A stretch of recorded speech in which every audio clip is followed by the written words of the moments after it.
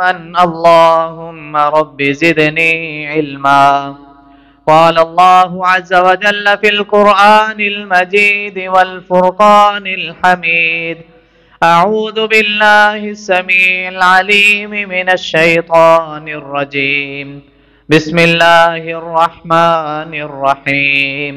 سبحان الذي أسرى بعبده ليلا من المسجد الحرام إلى المسجد الأقصى الذي باركنا حوله لنريه من آياتنا إنه هو السميع البصير.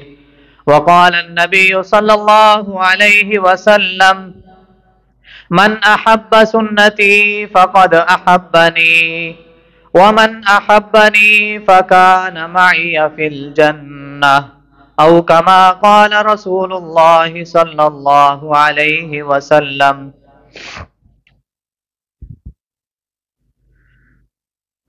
صدق اللہ العظیم. تمام قسم کی تعریفات اس اللہ احکم الحاکمین کی ذات کے لیے جو ہم سب کا خالق ہے، مالک ہے، رازق ہے، داتا ہے، نفع نقصان کا مالک ہے، بگڑیاں بنانے والا ہے، موت و حیات کا مالک ہے، علی کل شیء قدیر ہے.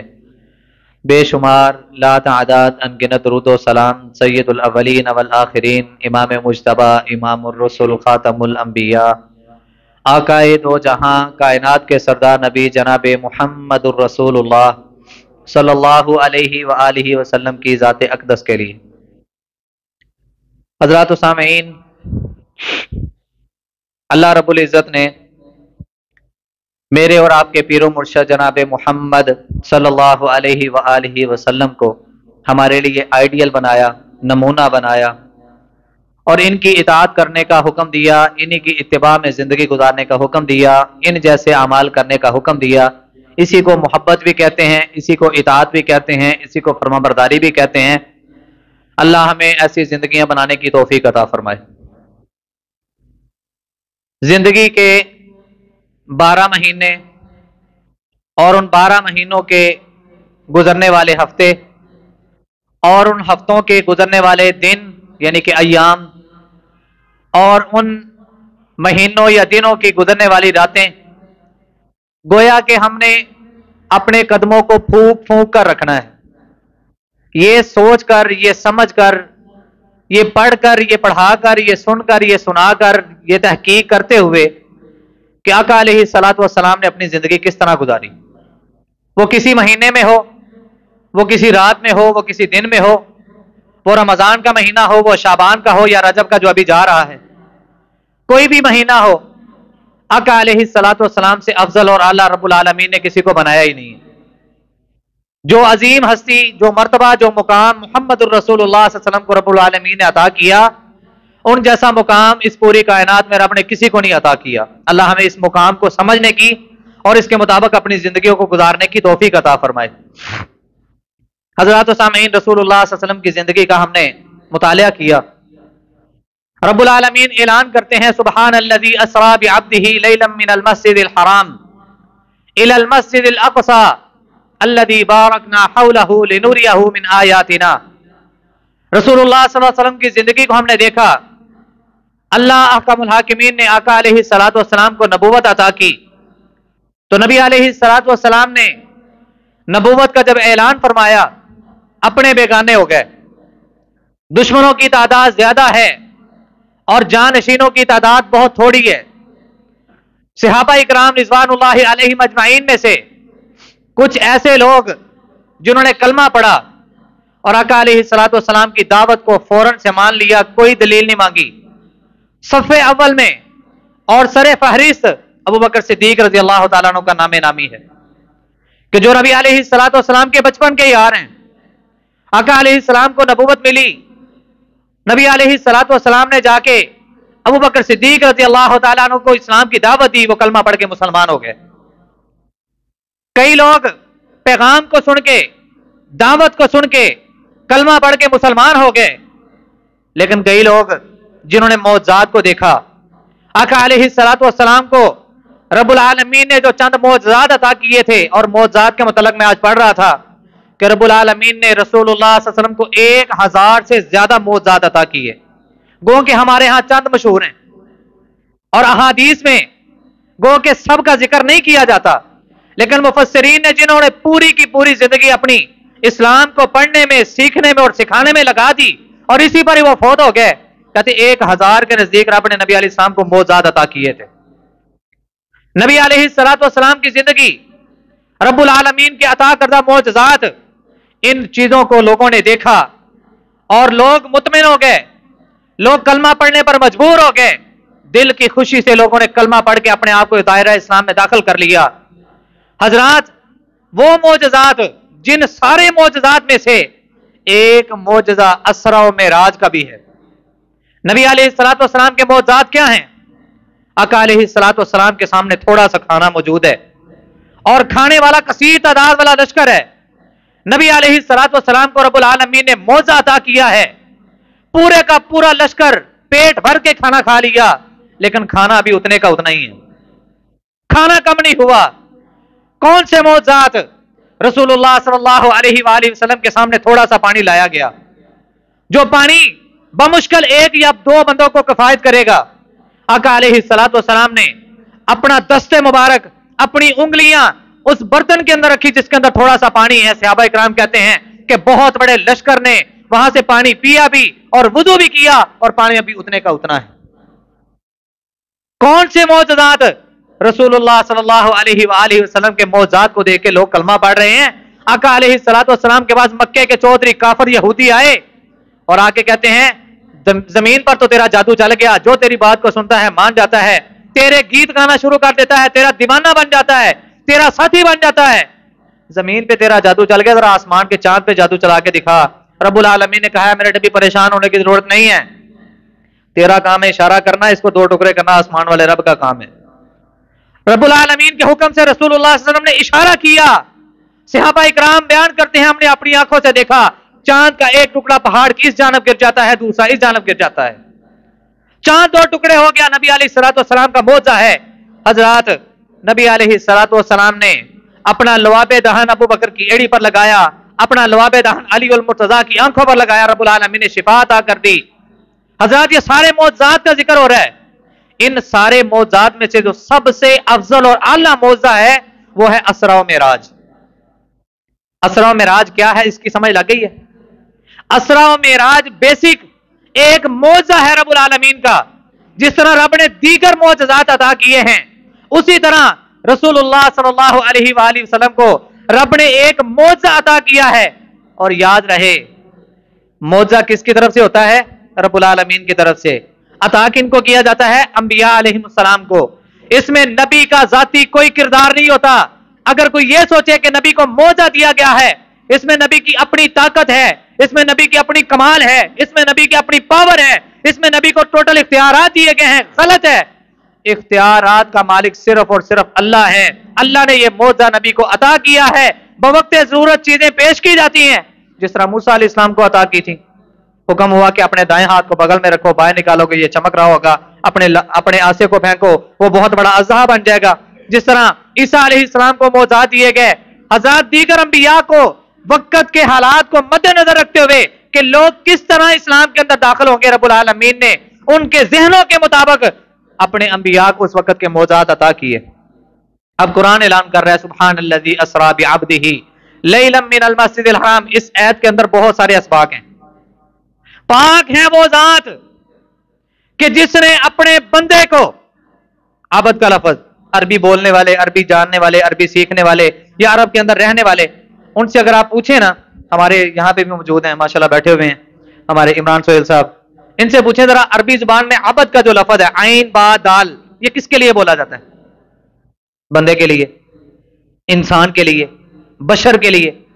رب العالمین کیا کہہ رہے ہیں یہاں پہ؟ آج اپنے ذہنوں کو، اپنے دل و دماغ کو حاضر کر کے بیٹھ کے اپنے عقیدوں کے بھی اصلاح کیجیے، اور اسرا و معراج کا جو مقصد ہے اور اسرا و معراج ہے کیا، یہ ساری چیزیں آج اپنے ذہن نشین کر کے جائیے گا۔ سب سے پہلی بات، یہ رب کا معجزہ ہے انبیاء کا۔ جس طرح انبیاء کو اللہ نے معجزات عطا کیے، نبی علیہ السلام کو معجزات دیے، لیکن سب سے افضل اور اعلیٰ معجزہ اسرا و معراج کا ہے۔ اور پچھلے جمعے ہم نے سنا تھا اسرا جو لفظ ہے نا، یہ سیر سے ہے، اس کا تعلق ہے بیت اللہ سے لے کے مسجد اقصی تک۔ ٹھیک ہے, اور اس کے بارے میں حدیث بھی سنی تھی. رسول اللہ صلی اللہ علیہ وسلم فرماتے ہیں میں لیٹا ہوا ہوں, فرشتے آتے ہیں, مجھے اٹھا کے بیت اللہ کے سین میں لے کے گئے, حتیم کے پاس. اللہ ہم سب کو بار بار وہاں پہ جانے کی حاضری نصیب فرمائے, وہاں کی زیارتیں ہم سب کو بار بار نصیب فرمائے. نبی علیہ السلام فرماتے ہیں میں لیٹا ہوں, نیند ہے, انبیاء کا دل جاگ رہا ہوتا ہے, آنکھیں سوئی ہوتی ہیں. ٹھیک ہے, نبی علیہ الصلوۃ والسلام کہتے ہیں میرے کانوں میں ہلکی ہلکی آواز آ رہی ہے, فرشتے آپس میں باتیں کر رہے ہیں, جن کو رب العالمین نے بندوں کی شکل دے کے بھیجا ہے, وہ آئے آپس میں باتیں کر رہے ہیں. یہ وہی بندہ ہے نا جس کے بارے میں ہمیں کہا گیا تھا, جس کے پاس ہمیں بھیجا گیا تھا, یہی محمد ہے, یہ آپس میں باتیں کر رہے ہیں. دوسرا کہتا ہے ہاں یہی محمد ہے صلی اللہ علیہ وسلم. نبی علیہ الصلوۃ والسلام کہتے ہیں یہ فرشتے میرے پاس آئے, ان کے ہاتھ میں جنت کی ایک پلیٹ ہے, اس کو میرے پاس رکھتے ہیں, میرے سینے کو ناف تک شق کیا گیا, چیرا گیا, سینے کو چیرا گیا, اور نبی علیہ الصلوۃ والسلام کے دل کو نکالا گیا, اس کو زمزم کے پانی کے ساتھ دھویا گیا, اور ایک چھوٹا سا سیاہ نقطہ ہے جس کو فرشتوں نے نکال کے باہر رکھ دیا, سینے کو سلائی کر دیا. نبی علیہ الصلوۃ والسلام اٹھ کے بیٹھے ہیں, کہتے ہیں محمد صلی اللہ علیہ وسلم یہ وہ چیز ہے, جب بچہ پیدا ہوتا ہے شیطان اس کو چونکا لگاتا ہے, انگلی لگاتا ہے, اور اس انگلی اور اس چونکے کی وجہ سے انسان کے دل میں جو غلاظت پیدا ہوتی ہے, ساری زندگی شیطان اس سے اپنے کام لیتا رہتا ہے. تمہارے دل کے اندر جو چونکا تھا رب العالمین کے حکم سے آج اس کو بھی نکال دیا گیا ہے. شیطان کی باتیں آپ پر اثر نہیں کریں گی. حضرات رسول اللہ صلی اللہ علیہ وسلم کے متعلق قرآن اعلان کر رہا ہے سبحان الذی اسری بعبدی, عبد کا لفظ ہے, نور من نور اللہ کے نعرے لگانے والے 15ویں پارے کی ایک آیت کوئی پڑھ لینا, ان کے سارے اشکال دور ہو جائے. اگر حقیقت میں محمد الرسول اللہ صلی اللہ علیہ وسلم سے ان کو محبت ہے تو, وگرنہ دلیل نے دعوے, من گڑت باتیں, ضعیف روایتیں, یہ وہ ادھر ادھر, وہ تو پھر چلتا ہی رہے گا. اگر کوئی انسان سمجھنا چاہتا ہے قرآن کو اور حدیث کو اور حقائق کو, میں اہل حدیث ہوں, میں دیوبندی ہوں, میں سنی ہوں, میں شیعہ ہوں, میں کسی بھی مسلک سے تعلق رکھنے والا ہوں, ساری چیزیں میں ایک سائڈ پہ رکھ دوں, رب کا قرآن کیا کہہ رہا ہے, نبی کا فرمان کیا کہہ رہا ہے, ان دونوں چیزوں پر زندگی گزارنے میں ہی کامیابی ہے. اہل حدیثوں نے, دیوبندیوں نے, بریلویوں نے, شیعہ لوگوں نے ہاتھ میں جنت کے سرٹیفکیٹ کوئی نہیں پکڑے.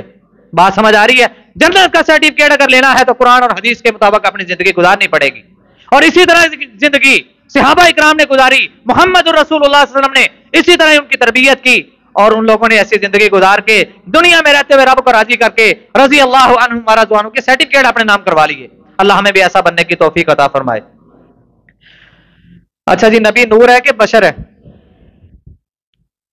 جی بولو گے تو انشاءاللہ جلدی گال ختم بھی ہوئے گی اور سمجھاواں گا بھی. نبی نور ہے یا بشر ہے؟ اللہ کا الحاکمین کہتے ہیں کہ ہم نے دنیا میں انسان پیدا کیے, اور انسانوں کو سمجھانے کے لیے ہم نے انسان ہی بھیجا. اگر ہم فرشتوں کو بھیجتے, پہلی بات یہ ہے ہمارا مقصد ہی فوت ہو جاتا. مقصد کیا ہے؟ انسان کو دنیا میں بھیجا اپنی عبادت کے لیے. اب عبادت کے لیے ان کو کوئی گائیڈ مین بھی چاہیے نا, گائیڈ مین ہوگا تو پتہ چلے گا نا. تو گائیڈ کرنے کے لیے, ان کی تربیت کرنے کے لیے, ان کو سکھانے کے لیے کسی ایک پیغمبر اور رسول کی ضرورت تھی, رب کے قاصد کی ضرورت تھی. رب العالمین کہتے ہیں اگر ہم کسی فرشتے کو بھیجتے ہمارا مقصد فوت ہو جاتا. مقصد کیسے فوت ہوتا؟ نبی علیہ السلام کی زندگی سے مثال دیتا ہوں. آقا علیہ الصلوۃ والسلام نے جبرائیل علیہ الصلوۃ والسلام کو اصلی حالت میں کب دیکھا تھا؟ جب پہلی وحی اتری تھی. پہلی وحی اتری تھی, نبی علیہ الصلوۃ والسلام نے جبرائیل علیہ الصلوۃ والسلام کو پہلی مرتبہ اصلی شکل میں دیکھا تھا. اور وہاں سے ملاقات کے بعد جب اپنے گھر آئے تھے, خدیجہ رضی اللہ تعالی عنہا ان کی اہلیہ, ان کی زوجہ تھی. آقا علیہ الصلوۃ والسلام کی حالت کیا تھی؟ زمیلونی زمیلونی, مجھے کمبل دے دو, مجھے کمبل دے دو, شدید گھبراہٹ ہے. اور خدیجہ رضی اللہ تعالیٰ عنہ بیان کرتی ہیں سخت سردی تھی, لیکن آقا علیہ الصلوۃ والسلام کے جسم سے پسینہ ایسے نکل رہا تھا جیسے شدید گرمی میں پسینہ آتا ہو, اتنی شدید گھبراہٹ. رب العالمین کہتے ہیں اگر اس دنیا میں ان انسانوں کو سمجھانے کے لیے, ان کی تربیت کرنے کے لیے ہم کوئی فرشتہ بھیجتے, یہ اس فرشتے کو دیکھ کے ہی ڈر جاتے, اس کی بات سننا تو بڑی دور کی بات ہے. اور پھر ہمیں انسان بنانا پڑنا تھا, اسی لیے ہم نے انسان ہی بنایا. قل انما انا بشر, اے نبی صلی اللہ علیہ وسلم آپ کہہ دو میں تمہارے جیسا بشر ہوں. فرق کیا ہے؟ یوحا الیہ, میری طرف وحی کی جاتی ہے, تمہاری طرف وحی نہیں کی جاتی.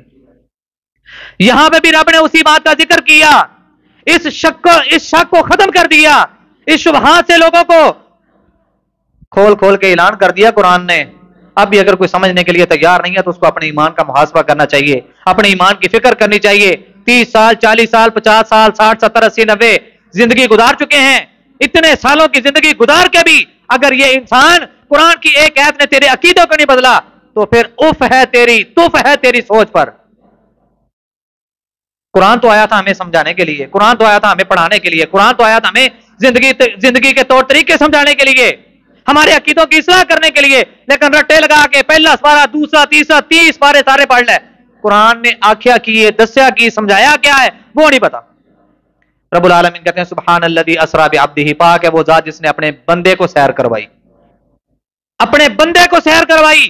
کیوں جی؟ یہ نور والا مسئلہ کلیئر ہو گیا، آگے چلیں۔ لیلا من المسجد الحرام الى المسجد الاقصى، نبی علیہ الصلوۃ والسلام کو خواب کی حالت میں نہیں بلکہ بیداری کی حالت میں یہ رب العالمین نے ساری سیر کروائی۔ رسول اللہ صلی اللہ علیہ وآلہ وسلم کو یہ سیر کروائی گئی، کس مسجد کی طرف لے جایا گیا؟ المسجد الاقصى، مسجد اقصی کی طرف، الذی بارکنا حولہ، جس کا ارد گرد بھی اللہ نے برکت والا بنایا ہے۔ دعا کریں اللہ یہودیوں کے قبضے سے ہمارے قبلہ اول کو محفوظ کر لے، بچا لے، اللہ مسلمانوں کی حفاظت فرمائے۔ حضرات رسول اللہ صلی اللہ علیہ وآلہ وسلم کو معراج کروائی گئی۔ آقا علیہ الصلوۃ والسلام نے جب معراج سے واپس آئے نا، اچھا یہ سفر کتنا بنتا ہے؟ بیت اللہ سے مسجد اقصی کا سفر کتنا بنتا ہے کسی کو پتا ہے؟ 40 راتوں کا سفر بنتا ہے۔ اسی پر شکوک و شبہات پیدا ہوئے۔ نبی علیہ الصلوۃ والسلام جب معراج کر کے واپس آتے ہیں تو آ کے آپ نے اعلان کیا کہ رب نے مجھے معراج کروائی، میں راتوں رات مسجد اقصی گیا، وہاں پہ میں نے نفل پڑھے، وہاں پہ انبیاء کی امامت کروائی، اس کے بعد میں آسمانوں کی سیر پہ گیا، میں نے جنت دیکھی، میں نے جہنم دیکھی، اور اس کے بعد رب العالمین نے مجھے نمازوں کا تحفہ عطا کیا، پھر میں واپس آ گیا۔ 40 راتوں کا سفر تو صرف یہ زمینی سفر ہے، اب آسمان کا سفر کتنا ہے اس کا تعین ہی نہیں ہے، اس کا اندازہ ہی کوئی نہیں ہے۔ کفار لوگ ماننے کے لیے تیار نہیں ہیں۔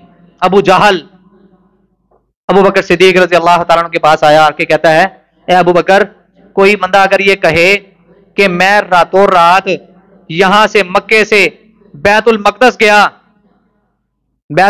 گیا اور پھر وہاں سے میں آسمانوں کی سیر کر کے آیا، میں جنت کو دیکھ کے آیا، جہنم کو دیکھ کے آیا اور راتوں رات واپس بھی آ گیا، کیا بات ٹھیک ہے؟ ابو بکر صدیق رضی اللہ عنہ کہتے ہیں نہیں۔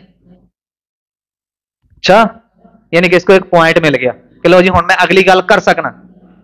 کہتے اچھا اگر ایسی بات ہے تو پھر تیرا وہ یار جو محمد ہے صلی اللہ علیہ وآلہ وسلم، وہ کہہ رہے ہیں کہ میں راتوں رات مسجد اقصی گیا، اس کے بعد یہ آسمانوں کی سیر کر کے واپس بھی آ گیا۔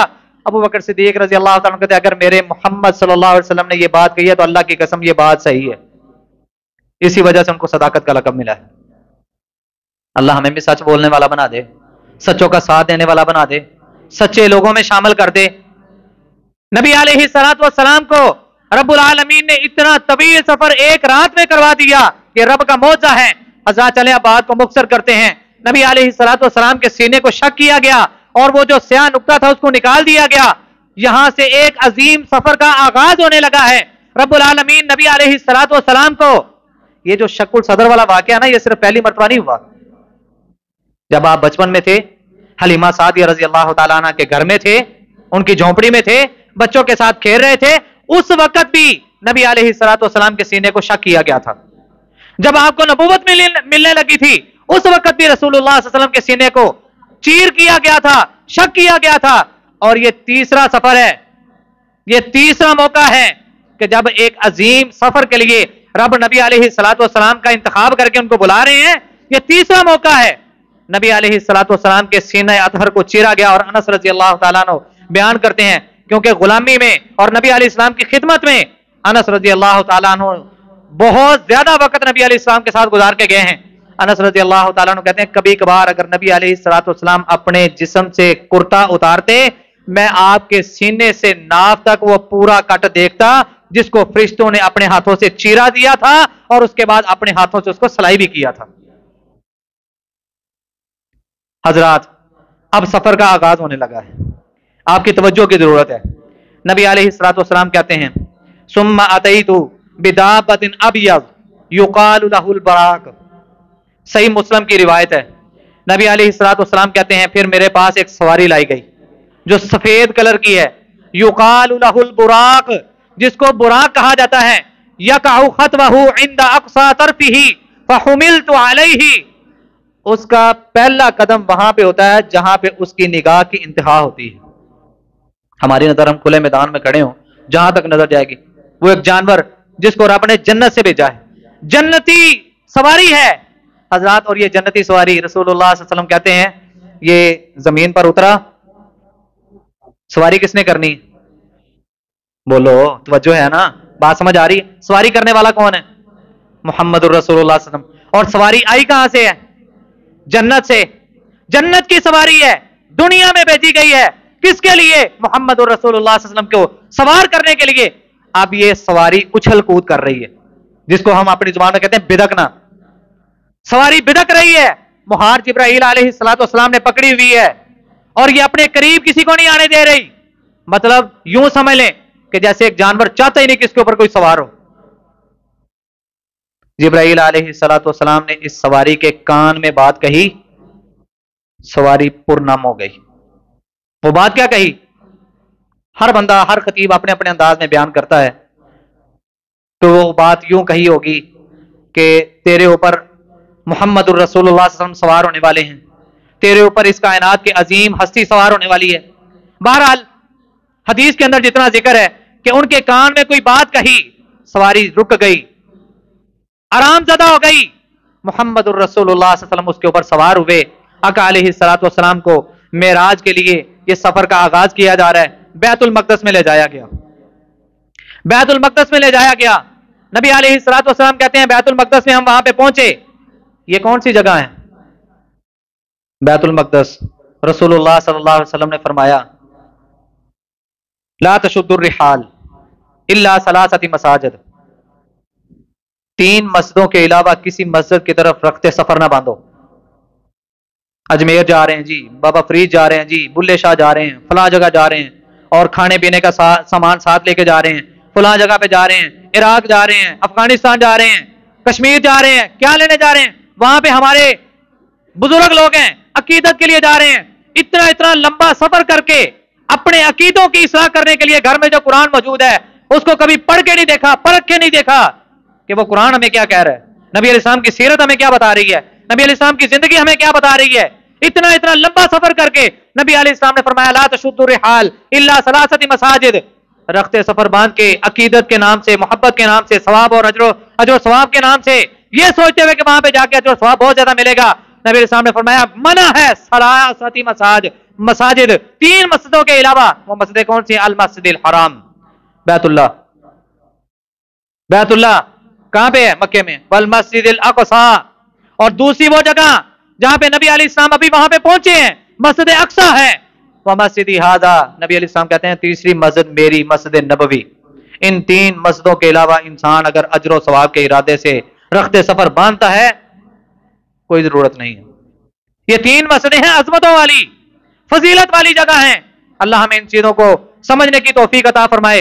حضرات مسجد اقصی میں پہنچے، نبی علیہ الصلوۃ والسلام نے نوافل ادا کیے، اور دوسری بات بھی یہاں پہ ذکر کی جاتی ہے کہ نبی علیہ الصلوۃ والسلام نے وہاں پہ انبیاء کی امامت کروائی۔ بہرحال اس میں اختلاف ہے کہ نبی علیہ الصلوۃ والسلام نے مسجد اقصی جب پہنچے تھے اس وقت جا کے امامت کروائی، یا جب آسمان سے واپس آئے تھے اس وقت وہاں پہ امامت کروائی؟ بہرحال امامت کروائی ہے، امامت کروائی ہے۔ اس میں اختلاف ہے کہ پہلے ہوئی ہے یا بعد میں ہوئی ہے۔ بات سمجھ آ گئی؟ اللہ ہمیں سمجھنے کی توفیق عطا فرمائے۔ مہمان نوازی وہاں پہ کی گئی نبی علیہ الصلوۃ والسلام کی۔ ہمارے گھر میں مہمان آتے ہیں، اس کے مہمان نوازی کی جاتی ہے۔ اب نبی علیہ الصلوۃ والسلام کی سواری بھی بڑی پروٹوکول والی، اور جو ساتھ چلنے والا ہے وہ بھی بڑا عظیم ہے۔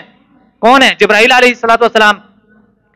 نبی علیہ الصلوۃ والسلام کہتے ہیں فجاءنی جبرائیل علیہ السلام باناء من خمر واناء من لبن، جبریل علیہ الصلوۃ والسلام میرے پاس آئے، 2 برتن ہیں ان کے پاس، ایک میں دودھ ہے اور ایک میں شراب ہے۔ یہ دونوں برتن میرے سامنے پیش کیے، میں نے کس کو پسند کیا؟ اللبن، میں نے دودھ کو پسند کیا۔ نبی علیہ الصلوۃ والسلام کہتے ہیں میں نے دودھ پکڑا، دودھ پیا، اور جبرائیل علیہ الصلوۃ والسلام کہتے ہیں کہ آپ نے فطرت والی چیز کو پسند کیا۔ فطرت مطلب کیا ہے؟ بچہ پیدا ہوتا ہے سب سے پہلا کام کیا ہوتا ہے اس کا؟ دودھ پینا۔ ٹھیک ہے، آپ نے فطرت والی چیز کا انتخاب کیا ہے. نبی علیہ الصلوۃ والسلام کا اب معراج کا سفر شروع ہونے لگا ہے، اب آسمان کی بلندیوں کی طرف جانے کا سفر شروع ہونے لگا ہے. 3 حدیثیں اور تینوں صحیح ہیں. نبی علیہ الصلوۃ والسلام فرماتے ہیں ثم انطلقنا حتى اتينا السماء الدنيا، پھر ہم چلے یہاں تک کہ آسمان دنیا پر ہم پہنچ گئے. صحیح مسلم کی روایت ہے، دوسری بھی مسلم کی ہے. نبی علیہ الصلوۃ والسلام فرماتے ہیں ثم اخذ بيدي عرج بي الى السماء الدنيا، دوسری حدیث میں یہ ہے کہ جبرائیل علیہ السلام نے میرا ہاتھ پکڑا اور آسمان کی طرف لے کے چڑھنا شروع کر دیا، ہم آسمان دنیا پر پہنچ گئے. ٹھیک ہے، اس میں کچھ مفسرین اپنے انداز میں بیان کرتے ہیں احادیث کو پرکھ کے کہ رب العالمین نے کچھ خاص سیڑھی کا انتخاب کیا.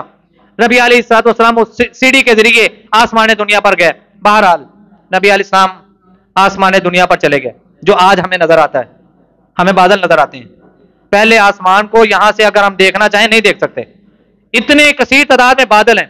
آسمان دنیا، پہلا آسمان جس کو کہتے ہیں. نبی علیہ الصلوۃ والسلام کہتے ہیں جبرائیل علیہ الصلوۃ والسلام میرے ساتھ ہیں. پہلے آسمان پر پہنچے، دستک دی گئی، دروازہ کھٹکھٹایا گیا. آسمانوں کے دروازے ہیں. اب آپ کہیں گے کہ وہ کیسے؟ جس رب نے اتنا بڑا آسمان بغیر ستونوں کے بنا دیا، اس رب نے کیا اس کی زیب و زینت کے لیے کچھ راستے نہیں رکھے ہوں گے؟ جس طرح ہم اپنے گھروں کو خوبصورت سے خوبصورت بناتے ہیں تو آنے جانے کے لیے راستہ ہوتا ہے. نبی علیہ السلام نے فرمایا نیک بندہ فوت ہوتا ہے، اس کی روح کو فرشتے جنتی لباس میں لپیٹ کے آسمان کی طرف لے جاتے ہیں اور جا کے دروازہ کھٹکھٹاتے ہیں اور اچھی خوشبو ہوتی ہے، اچھی مہمان نوازی اس کی جاتی ہے. پہلا آسمان، دوسرا، تیسرا، چوتھا، اور آخر کار علیین کے اندر اس کی روح کو رکھ دیا جاتا ہے. ہر آسمان کے دروازے کھولے جاتے ہیں اور ایک آسمان سے دوسرے آسمان تک فرشتے اہلن سہلن مرحبا کہتے ہوئے، خوش آمد کرتے ہوئے اس کے ساتھ آتے جاتے ہیں. اسی طرح نبی علیہ الصلوۃ والسلام کہتے ہیں ہم آسمان دنیا پر گئے، دروازہ کھٹکھٹایا جبرائیل علیہ الصلوۃ والسلام نے. فرشتوں نے سوال کیا دروازے پر کون ہے؟ جواب دیا انا جبرائیل، میں جبریل ہوں. آپ کے ساتھ کون ہے؟ میرے ساتھ محمد، جو پیار کرنے والے ہیں. نبی کا نام آئے تو کیا کہنا چاہیے؟ صلی اللہ علیہ وسلم. بہت پیارا موضوع ہے، بہت اچھی اچھی باتیں سمجھنے اور سننے والی اور سیکھنے والی ہیں. اپنے اشکالات کو دور کیجئے. آج ہم نے رجب کے مہینے میں 22 رجب آ جائے، 27 رجب آ جائے، یا رجب کا کوئی مہینہ، کوئی رجب کا کوئی دن، کوئی رات آ جائے، حضرات ہم نے کھانے پینے کے علاوہ، گلچھرے اڑانے کے علاوہ، کھیرے اور مانڈے کرنے کے علاوہ ہم نے آج تک کیا کیا ہے؟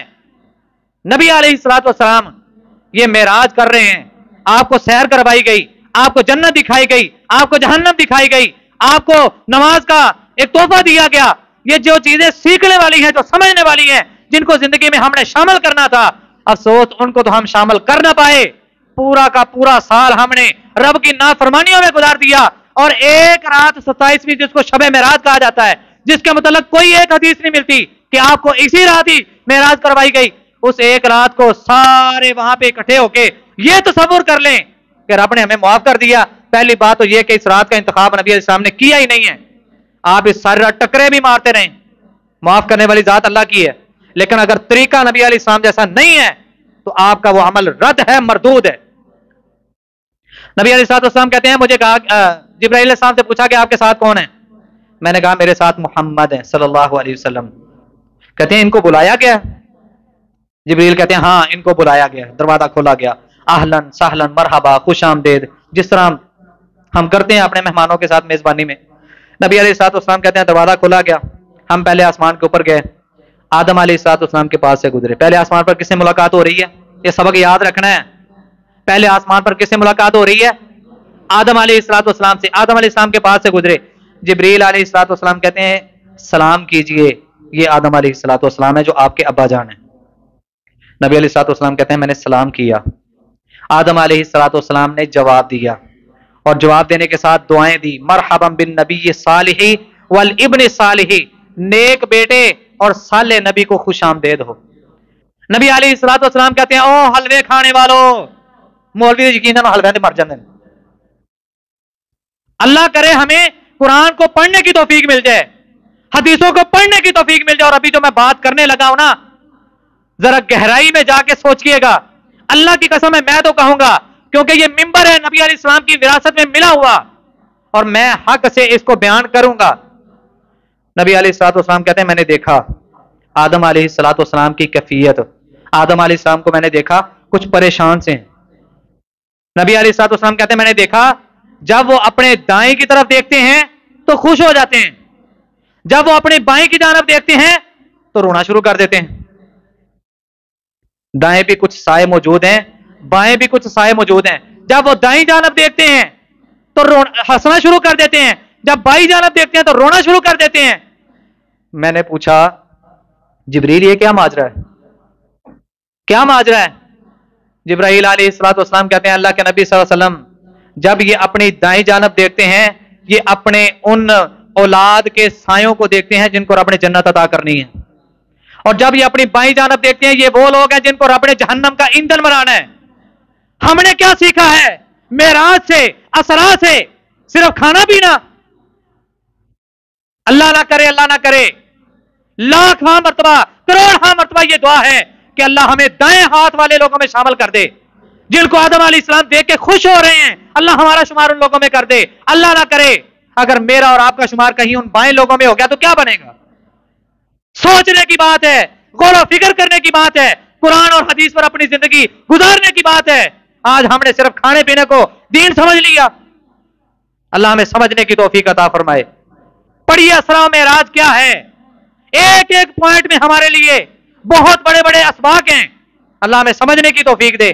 دوسرا آسمان, نبی علیہ السلام کہتے ہیں دروازہ کھٹکایا گیا, اسی طرح ہی پروٹوکول سوال و جواب, دروازہ کھولا گیا. وہاں پہ یحییٰ علیہ الصلوۃ والسلام اور عیسیٰ علیہ الصلوۃ والسلام سے ملاقات ہوئی جو نبی علیہ الصلوۃ والسلام کے خالہ زاد بھائی بھی ہیں, ان سے ملاقات ہوئی. تیسرا آسمان, نبی علیہ الصلوۃ والسلام کہتے ہیں اسی طرح پروٹوکول ہوا, حضرت یوسف علیہ الصلوۃ والسلام سے ملاقات ہوئی اور نبی علیہ الصلوۃ والسلام کہتے ہیں کہ میں نے دیکھا واقعی رب العالمین نے یوسف علیہ الصلوۃ والسلام کو بہت حسن دیا. ایویں نہیں, مصر کی عورتوں نے اپنی انگلیوں کے پوروں کو کاٹ لیا. نبی علیہ الصلوۃ والسلام بیان کرتے ہیں کہ اللہ نے آدھا حسن اس پوری کائنات کا آدھا حسن یوسف علیہ السلام کو عطا کیا تھا. اور نبی علیہ السلام کا حسن کتنا ہے پتا ہے کہ نہیں؟ نہیں پتا. اما جی عائشہ رضی اللہ تعالیٰ عنہ بیان کرتی ہیں کہ نبی علیہ السلام کی نبوت والی زبان سے سنا ہے کہ اللہ نے یوسف علیہ الصلوۃ والسلام کو پوری کائنات میں آدھا حسن عطا کیا. اور نبی علیہ الصلوۃ والسلام یعنی کہ جو میرے یوسف ہیں, پیار سے کہہ رہی ہیں, لوگوں نے حسن یوسف کو دیکھا اور اپنی انگلیوں کے پوروں کو کاٹ لیا. میں اللہ کی قسم اٹھا کے کہتی ہوں اگر وہ میرے یوسف کو یعنی کہ میرے محمد کو صلی اللہ علیہ وسلم, میرے سرتاج کو, میرے نبی کو وہ دیکھ لیتے, ہاتھوں کی انگلیاں تو بڑی دور کی بات ہے, لوگ اپنے کلیجے کاٹ لیتے, اپنے جگر کاٹ لیتے. اتنے خوبصورت ہے میرے اور آپ کے پیر و مرشد جناب محمد صلی اللہ علیہ وسلم. نبی علیہ الصلوۃ والسلام کو چوتھے آسمان کی سیر کروائی گئی. حضرت ادریس علیہ الصلوۃ والسلام سے ملاقات ہوئی. وہی طریقہ ہے, پروٹوکول ویسا ہی ہے, فرشتے آ رہے ہیں, سوال کر رہے ہیں اور لے کے جا رہے ہیں. ہر نبی سے ملاقات ہو رہی ہے, اہلن سہلن مرحبا, خوش آمدید, دعائیں مل رہی ہیں, استقبال اچھا ہو رہا ہے. پانچویں آسمان پہ لے جایا گیا. حضرت ہارون علیہ الصلوۃ والسلام سے ملاقات ہوئی, استقبال ہوا, اہلن سہلن مرحبا ہوا. چھٹے آسمان پر ملاقات ہو رہی ہے موسیٰ علیہ الصلوۃ والسلام سے. موسیٰ علیہ الصلوۃ والسلام سے ملاقات ہوئی. یہ وہ موسیٰ ہیں کہ جن کو رب العالمین نے دنیا میں ایک ایسا اعزاز عطا کیا تھا کہ جو پہلے ان کی قوم کو, ان کی امت کو ایک ایسا اعزاز عطا کیا تھا جو اس سے پہلے یا اس کے بعد کسی کو نصیب نہیں ہوا. وہ اعزاز کیا ہے؟ ثم بعثناکم من بعد موتکم لعلکم تشکرون.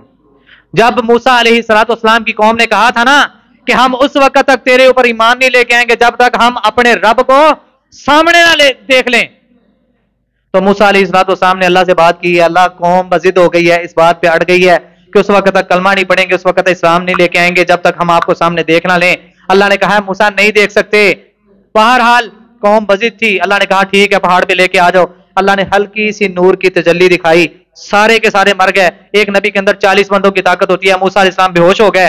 ہوش آیا تو دیکھا سارے مرے ہوئے ہیں, تو دعا کی اللہ قوم پہ پہلی میری گل نہیں مانتی, تو جا کے خبر دیتی کہ سارے مر گئے, سارے میرے دشمن ہو جائیں گے. ثم بعثناکم من بعد موتکم لعلکم تشکرون. اللہ کہتے ہیں ہم نے وہاں پہ تمہیں دوبارہ زندہ کیا تمہاری موت کے بعد, لعلکم تشکرون, تاکہ تم شکر کرو اس رب کے ماننے والے بن جاؤ. پر ایسے بد نصیب تھے, اتنا بڑا رب کا معجزہ دیکھنے کے بعد بھی وہ صحیح معنوں میں وہ مسلمان نہیں ہوئے. حضرات چھٹے آسمان تک ہم پہنچ چکے ہیں. انشاءاللہ ہم نے جنت میں بھی جانا ہے کہ نہیں؟ انشاءاللہ وقت چونکہ ہو چکا ہے.